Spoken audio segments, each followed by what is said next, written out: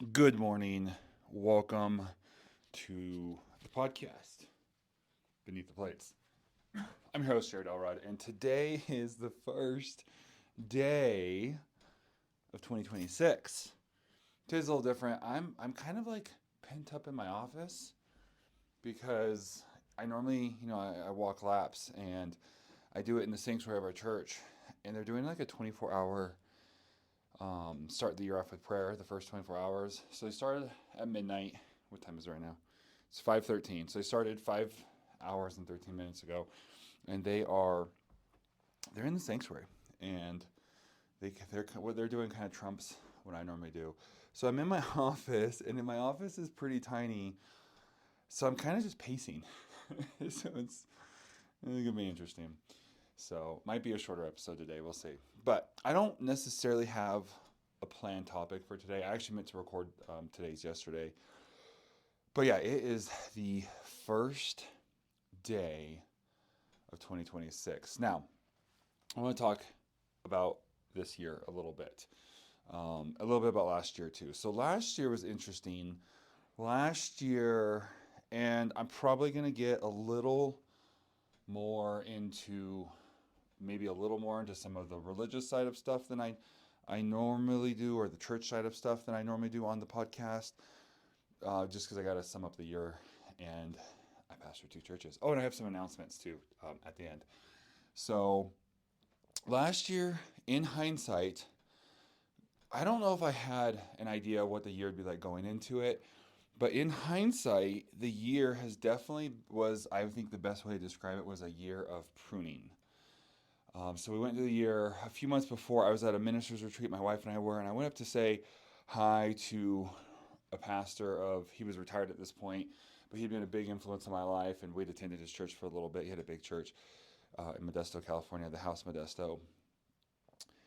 And he kind of started kind of just speaking a word over us, and I didn't realize at first. So I actually thought he was just like giving like really generic, in general, like advice. And it was about like when people were leaving and da da da. I'm like, oh yeah, this doesn't really apply to me. Like, we don't really have that issue. I mean, we've had some people leave, but like, you know, we're one of the bigger churches in town, and we've had, like people. Anyways, so I'm like, oh, okay, it's fine. He's just kind of, used to talking to pastors and giving some, advice that I guess most pastors would be struggling with this. And about halfway through what he was saying, it dawned on me, oh, he's speaking prophetically. Like this is something that's coming up. So then I start obviously paying a lot more attention. And he's basically what he says is like the gist of what he's saying is not to get discouraged. You're gonna have some people leave, but God is removing those who are gonna stand in opposition to basically his will. And over the course of 2025, that is really what we dealt with. First, we had a handful of kind of legacy people. Honestly, when I first came here, I knew there was going to be an issue just because I know how these small little like rural churches work. And so there was a small handful of about 9 people who were still attending and had been running the church themselves for, I don't know, less than 2 years. Looking back at their books, the average week they were bringing in like $100 and something a week. They were, barely keeping the doors open. They had been able to save up some money, but mostly just because their expenses were super low. And they're anywhere from 125 to maybe 250. On a really good Sunday, 250, $225 of giving was enough to keep the doors open, save up a little bit of money, and just kind of put around and do their little thing. And so I actually wanted to shut the church down, get out here, redo a bunch of stuff, right? Because it's always a hassle when you redo stuff. So I was actually wanting to come out, shut it down, do like a complete relaunch, right? So we'd move out here and get here and basically come in and clean up, fix up the church, probably, paint a bunch of stuff, get some stuff fixed up, get some stuff, going, and then relaunch in a couple months with like a new fresh start. And then it would also kind of shake up like those people who typically feel like, well, I've been going here forever, so I have a say in everything. And our overseer kind of, was like, yeah, that's probably, and really it was because he had owed them some favors. And so I get it. But that then proceeded to turn into like the next 2.5 years of a lot of hassle. It would have been a lot easier in hindsight. But you know what? They say hindsight's 2020. Um, so that was kind of the situation we'd come to. I thought we were mostly through all of that, and we had dealt with all that drama and all the stuff, of coming in, and a few people just like, well, we don't really want anything to change, and it's like, well, then why did you hire a pastor? And so there's all that kind of stuff, right? So I thought we were mostly done with that. So then he says this. So we have like a handful of those who are still left from that first group. Most had left or had kind of gotten behind the vision. And so we kind of knew, like, okay, well, we're pretty sure this group will end up going. And the year just went very differently than we thought. Because not only did that group go, but so did our youth pastors. Um, Without going into all the detail, there was definitely some breaking of trust. There was some betrayal. And then a lot of, it got pretty painful there for a while because it was they then began to lie and make and spread rumors to kind of make their leaving. He really didn't want to admit, even though a few weeks before he left, he had pretty much told all the rest of the leadership. God had confirmed that they were supposed to stay, and he was going to leave anyways because his wife wanted to. So he had kind of wanted to save face. Plus, there was some inappropriate conduct and things done that we found out about later. So rather than just leaving, they decided to go around and it's kind of like an Absalom spirit type thing where he literally found all the people who have ever been upset with the church and essentially went to them and said, hey, that thing that you were upset about and that we've always said isn't true, it's actually true. And so they stirred up a bunch of stuff. That handful of people who had left a few months before them connected with them. And so they stayed in there. Those others are staying in town, and they began to just spread rumors and gossip, and it got really frustrating. We came under quite a bit of an attack there for a while, especially the second half of the year. So the entire year was difficult to say the least. I say pruning because just like Pastor Gumbato said, God was going to remove those who were against. Every single person who during this season who left were ones who were literally standing in opposition to the vision that we felt like God had. Some of them it was Round Mountain. They didn't like that we were pastoring 2 churches. Some of them it was we were being too evangelistic and winning too many people, and they just wanted us to focus basically on them and the people who were already here. And that came out as an expressions of like, they didn't like our evangelistic series. They didn't want us to decorate. They just wanted the church to decorate it with flowers, not with, just it was a whole thing. Like I'm going to write a book one day. So that was the year dealing with all that. And it pretty much started the beginning of the year. The first 30 days, I did a content challenge, basically. I did 30, for the first, well, I guess 31 days, I did church every day, twice a day. So I literally had a service every day, twice a day. I live streamed it. And that was a bit of a challenge. And then we go into February. We had called camp. And that's when some of the problems with the youth pastor and some of the other stuff started. So pretty much the entire year, right? Well, the announcement I was going to say is this year I'm doing another content challenge. But instead of doing a service every day, twice a day, I actually have been struggling with, I have 3 different YouTube channels and kind of 3 different brands. I've not really been working on 2 of them. Geek Church that I started years ago when I was first in youth ministry. And I basically used that to reach some students we had. And we were essentially just going through different comic or movie things, taking something that happened in them and then discussing the morality of it, as it were, from a Christian worldview. And that has evolved and had different things over the years. And then my 1159 channel, that used to be Youth Factor. And then I haven't used that in a while, but was primarily towards the end just a vlogging channel. And then now I have my, Jared Elrod Becoming Aquaman, which has been my main channel. I've been trying to figure some stuff out content-wise. So I decided, I did a content challenge last year. Maybe we'll make this a thing. Every year I'll start the first 31 days off with content challenges. So this year rather than debating and second guessing of, which channel, what type of content, I was like, what if I just do it all for 30 days? It'll be hard, but it's only 30 days. I should be able to do it. So with that, I am doing a 31-day content challenge, which starts obviously today. I'm still going to keep doing the podcast, but on top of the podcast, I am going to live stream a workout every day for the Iron Chapel, and then of course, then upload that the next day for, an uploaded episode. So that's the Becoming Aquaman channel. On my 1159 channel, I'm going back to vlogging.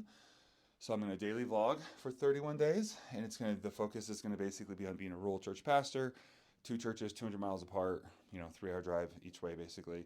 We're going to focus on that. And then the Geek Church channel, I'm not going to do that like Geek Church, basically like the show version I was doing. I'm going to just focus on, I'm just going to live stream gaming every day and kind of see how I'm feeling. Again, instead of thinking of which channel should I do and what kind of content, I'm just going to go do it all and see what ends up resonating. And at the end of the 30 days, I figured I'll have a pretty good idea of which ones I actually enjoy doing and don't. So I got those 3 things plus this daily podcast. So it's going to be an interesting 31 days doing all these things daily. I added it up, and it's going to be about 6 hours a day of work. So I'm going to have to be super focused, which is probably good. I'm also testing out a hypothesis that with the bipolar, I need a super strict schedule. And I typically have a pretty loose and open schedule, but the days that it ends up being, more strict and more whatever, I tend to do better. So that is kind of my theory there. Sorry, I just noticed there's like some weird markings on one of my flags for my backdrop in the Iron Chapel. I'm not normally, like I said, there's just way too much detail in here to catch my attention and trigger the ADD. So, and there's something clicking over there as I walk over by it. So I'm a little distracted. So all that to say, yeah, that is that. So that is that announcement I was talking about. Back to the year. So the year was more of a pruning year. And, I complained about it to my new youth pastor and associate a few times. And then it dawned on me, I feel like I grew personally like 3 years worth in that 1 year of what I normally grow. So I was like, I guess I can't really complain about, some of the hardships we went through because it really helped accelerate growth. So there was a benefit. So going into 2026, I had determined, and I wrote out and told him in a conversation that 2026 is going to be the year of like advancement and growth. Like not like growth from hardship, but growth from like things advancing and prospering. I said, even if I have to carve it out of granite stones with my bare hands. But over the last couple weeks, through prayer and kind of just prayer and just meditating on the year and thinking, I'm kind of sensing like that might not actually be the case. Like that might actually, that kind of public explosive growth might actually be more 2027. And that 2026 might actually be the foundation building behind the scenes work of that. Like there's some things going on behind the scenes that, will be a big change, but we probably won't be able to publicly announce until at least the end of the year, if not going in the beginning of next year. Even some of this content stuff, like I was like, yeah, it's going to take off. The channels are going to grow, but I'm like, but this might be the year of, more of the putting in the reps, as it were. And then 2027 might be the year of the announcing of, hey, I've been doing this all year, and here's some things. Here's some conferences I want to speak at. Here's some partnerships, some things going on. So as much as I was like, 2026 is going to be the year, I'm almost feeling like 2027 is going to be the year, and 2026 is going to be the year of one more year of just growth, like the behind the scenes growth. But if last year was a year of pruning, I feel like this would be the year of kind of fine tuning and honing those skills, as it were. So, and obviously there would still be growth and whatever, but I just feel like rather than, like I said, than that explosive, oh yeah, and we did a collab with Scotty K Fitness and I got invited to speak at this event. I feel like, again, that's more of a 2027 type thing. And I feel like 2026 is going to be the year of really figuring stuff out. If we pruned and cut back a bunch of stuff in 25, 26 is going to be the year to really learn the techniques. So, okay, let's put in anime for terms, right? So if 2025 was the year of, like, let's say, Goku getting to King Kai's place and having to learn to catch bubbles, having to learn how to, hit Gregory with the mallet, how to get used to the gravity, like cutting away all that weakness, right? Like he thought he was tough getting there. He was the most powerful person on the planet Earth, but he gets to King Kai's place and realizes, hey, there's a lot of growth to do, and these Saiyans coming aren't joking. So he has to really shed a lot of that weakness and cut a lot of that away. So I feel like that was 2025, and so now 2026 is going to be him learning the techniques, learning Kaioken, honing that stuff in, getting ready, and then 2027 can be the year to go and defeat the I don't know, I almost said Namekians, the Saiyans, and save the Earth type thing. So that I kind of hope is wrong, in 2026 is actually, but it's what I'm kind of feeling and what I'm kind of sensing. So yeah, that's what I'm thinking. So I think it's going to be a year of a handful of you producing this. Like I'll be producing this content, and rather than that explosive overnight growth that I've been working on for 20 something years, I think it's going to be the year of picking up that strong but a little bit smaller base where the channels and everything will grow, but it's going to be that base of when things pop off in 27, to be like, oh, I've been here, I started before he got big. I was, back in 2026. I there's this I could go through this in personal life. I could go through this in the church and how it's going to affect our leadership and the church growth and the church and all that stuff going forward. I'll just focus it on more of those channels for now because that's kind of the context of this podcast. So yeah, so 2026. I'm actually locked in my office right now. It's 5:29. And about ready to finish this episode, and I'm going to finalize kind of my goals for the year and kind of my outcomes for the year. I've been working on, really since November, but I thought I had them done, but like I said, these last few weeks I've been like, I'm sensing it's going to be a little different. Back to the drawing board. So I'm going to work on kind of getting those written down and kind of finalized, and I got some studying stuff to do. But yeah, I'm going to kind of finalize that stuff. It's day one of the year. Starting off a little weird because it's not like a Monday or something. It's literally, like I said, I don't have access to the whole building to do my normal routine because of the 24 hours of prayer. So I'm kind of having to make do with some of this. And then, we're driving around mountain. So going around mountain is always a challenge to maintain my routines. So with that said, I'm going to get to it because I got to finalize this stuff and get packed up and get on the road. So it's a lot for one day, which is why we're going to cut this one maybe a little short. What are we at? We are at, 18 minutes. So not too short, but a little bit shorter. So I love you guys. I appreciate you all. I will be back tomorrow for, another episode. So you guys have a blessed day. I'll see you in the next episode.